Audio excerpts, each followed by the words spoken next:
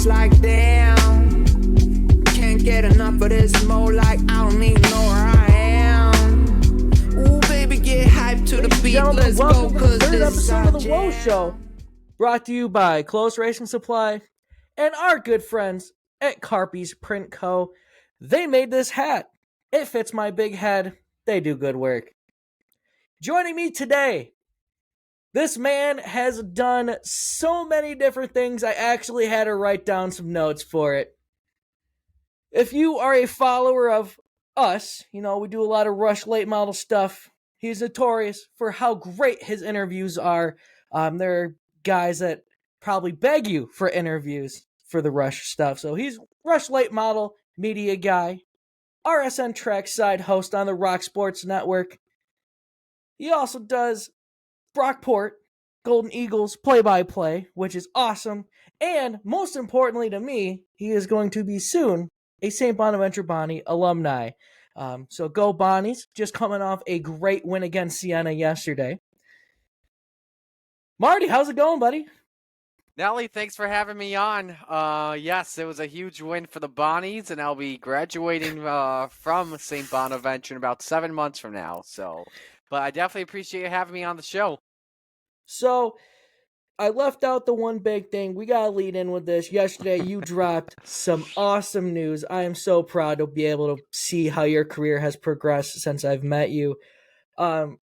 You are now the media director for the CRSA Sprint Tour. How did this come about, man? I mean, we all see you everywhere, so it's no doubt that you're just going to keep moving up the ranks, but this is a huge step being the media director and announcer for a very prevalent series here in the state of New York. And they go a couple other places, right? Canada, maybe? So it's just New York and Pennsylvania for right now. But yeah, anyway, so as we're recording this on a Sunday, I did not know about this job opening until 1 week exactly ago. The Saturday beforehand, I think it was 8 days ago, was the CRSA banquet and award ceremony that took place. So the next day, I get a text from a good friend of mine and one of my close mentors, Steve Ovens, who I hang out with a bunch when I go to Land of Legends Raceway in Canandaigua, and you've seen my work. I've worked with him a bunch of times, excuse me, on the Land of Legends broadcast. He texted me that he left the spot and it was open. And I'm like, oh, wow, yeah, I'd definitely be interested in it. So a couple days after that, Mike Emhoff, who's in charge of the series at Mike Emhoff Motorsports, him and I got in touch. We talked a lot on Wednesday about the position. Didn't even take me about 48 hours to respond. Thursday, we got the deal done. And Saturday morning, we made it official. It's super, super cool that you're taking over that. It's a series that, for people maybe around me, I know they hit Woodhull is maybe one of the closer tracks to us. We don't get a lot of sprint car racing, down this way. So it's something that maybe I gotta start following along with your voice behind it. So did the decision come easy? I know you have done a lot of traveling, a lot of work for Rush. What goes into a decision like this? I know it's a dream job to be, the media director for any series, really. But what are the kind of thoughts behind, making that jump? Because man, you probably have so many eyeballs on you with, the Rush stuff and all the other things. Yeah, this was a really tough decision to think about because there's a couple of things that go into mind here. First one is logistics. I'm not going to go too deep into that. But the second thing here, and this has been a big thing at Land of Legends Raceway, which I've learned that I can take forward with CRSA Sprints, is the number of eyeballs you get. So Rush gets a lot of eyeballs throughout the season on social media, 2 million viewers. But what about at the track too? And that's where live streaming becomes a big factor. For the CRSA Sprints and the 20 race calendar that we have coming up in 2024, about half the races are going to be live streamed. So I'll be on Dirt Vision for a couple races. Obviously, there's 3 coming up at Land of Legends Raceway, maybe some under the Super Dirt Car Series. We haven't made the schedule official, but things are a little bit similar to that. I don't even know the schedule right now at the moment, so I'm basing this off of last year. So a couple at Land of Legends Raceway, a couple under the Super Dirt Car Series. There'll be some races I would expect at Fonda and Utica Rome, which would be on Flow. Albany, Saratoga, and Thunder Mountain last year, which were on DTD. Plus, getting to use my race pass and control the website as the media director of the series, which I've never done before. It's really exciting, but yeah, this was a decision, to answer your question, that was not taken lightly. This was a serious decision I had to make, and nothing against Vicky and Mike. I do want to give them big thanks as well. And this is what I said in my statement I put out this morning, and also what I told Vicky on the phone. Thanks for giving a 23-year-old kid at the time a chance who had no touring experience just to get out and hit the road and just do something. And that has definitely paid off with Rush. Rush seems to always find some of the best talent to be working behind the scenes. They have some of the best over there making that series what it is. I work with them from time to time. And then, I mean, Matt Unger, what an absolute stud over there doing their video stuff. Just, That's a beast. It's series like that giving chances to not just anybody, but really young, hungry people in the industry. And they also have, a couple, I wouldn't say old timer, veterans of the sport really kind of leading the way. Series like that, the ULMS, when they took me in as a photographer and really gave me my first chance, it's awesome to be able to see these series and stuff giving a lot of young and new blood getting in here. And I think we talked about that with Hunter Jordan, who is younger than both of us, who got into it when he was just a baby, it felt like, and he's working his way up doing his thing too. So it's super cool, and it's super cool to highlight this moment, Yeah, and I think to follow up with that, like you said, we're in a time now in the sport of grassroots racing where we don't have a lot of young guys. We need the next generation of kids to step up to the plate. Like, hey, I want to be an announcer. Hey, I want to be a reporter. Hey, I want to do social media / PR stuff.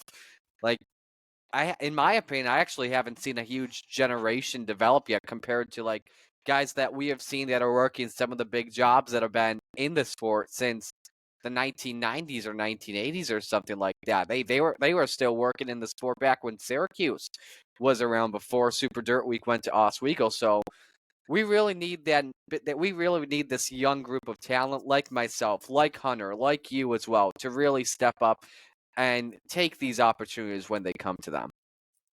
And it's absolutely awesome to be able to see that happening. I know that when I got into the sport, and when you started getting into the sport too, we both have seen this shift, right? And it's a very slow shift. I feel like a lot of the people that want to get into it only see the racing side. They don't see the behind the scenes side, whether it's race directing, PR, like you said, tech, anything, taking tickets. And it's one thing that I feel like we can only do so much as one person, but to be able to get out there and maybe push some more, younger people in and be like, hey, listen, you want to get into racing, and maybe you're not racing per se, but being around the sport and just helping out where you can is really what's going to push, grassroots racing into the next level. And I think another huge part, and I mean, you do a phenomenal job. I want to be, if I could be as good as you at promoting the sport, I would. Is that promoting the sport and growing it? Because I know that we have seen a lot of racetracks die even in our short lifetime. And how the sport's changed versus car counts or what have you, is to be able to put these guys in and make them feel like this is a big deal. That's what, when we did the Woah Alley 25, is to try to make it feel like, hey, this is a big deal. These guys are big deals. And and I can't wait to see what your plan is with the CRSA, and make it feel like that next step up. Hey, these are our guys. These are the stars. And I mean, So I know that you just signed, but do you have any plans? Anything's rolling around in your head that you can possibly start doing differently right off the rip?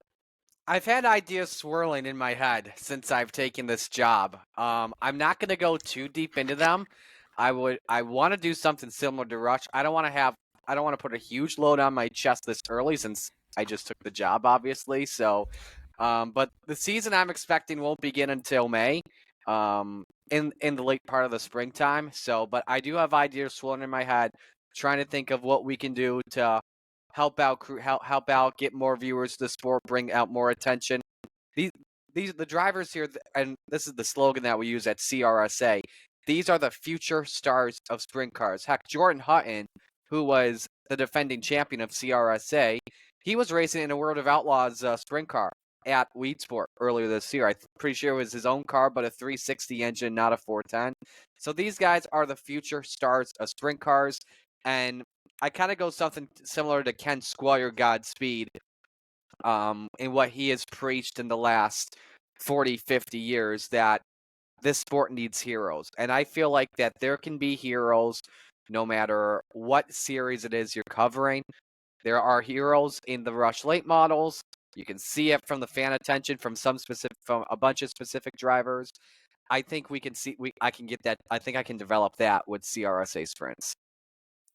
I absolutely love it. I know that I preach on my own personal Facebook about the villains of the sport maybe once in a while, but being able to tell those stories is awesome. The heroes, the underdogs, the villains, and being able to put spotlight on that. I know that,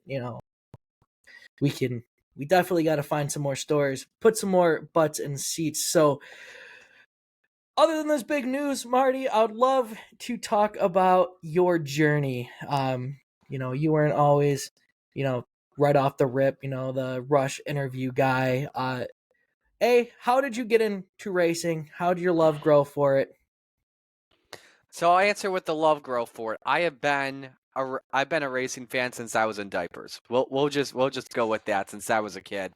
I grew up watching NASCAR a lot. Big Jimmy Johnson fan. Then transitioned to a Dale Jr. fan.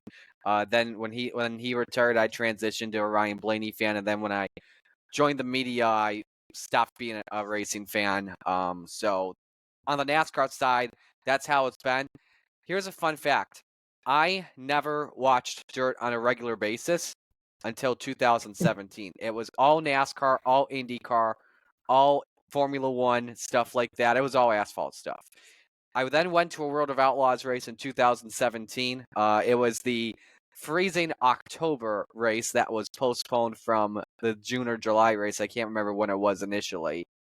I was immediately hooked on dirt racing. And so I was in college when I started watching dirt racing. And then when I graduated from Brockport in 2019 with my bachelor's degree, a colleague I knew at Rock Sports Network, Gary, who is my boss today, I was doing Brockport football broadcasts and for the Brockport webcast, and so was he. And he reached out to me and he was like, "Hey, I know you got a lot of interest in racing. Let's see if we can get a racing show going." And I said, "Yeah, we would be definitely interested in it." So I came on, and I also brought one of my closest friends ever, Kelvin LaPierre, to join me. He actually got the same degree just a couple months earlier before I did, and so we began RS and Trackside, and it's grown ever since. We've got our own Facebook page with nearly 2,000 followers in the span of 3-4 years or so. And it was a weird time to begin the show. Obviously, as you know, Nelly, as everybody knows, the COVID-19 pandemic hit, and so there was nothing we could do. We went from a stage to doing Zoom broadcasts, which we are still doing today, as it's just a whole lot easier for us.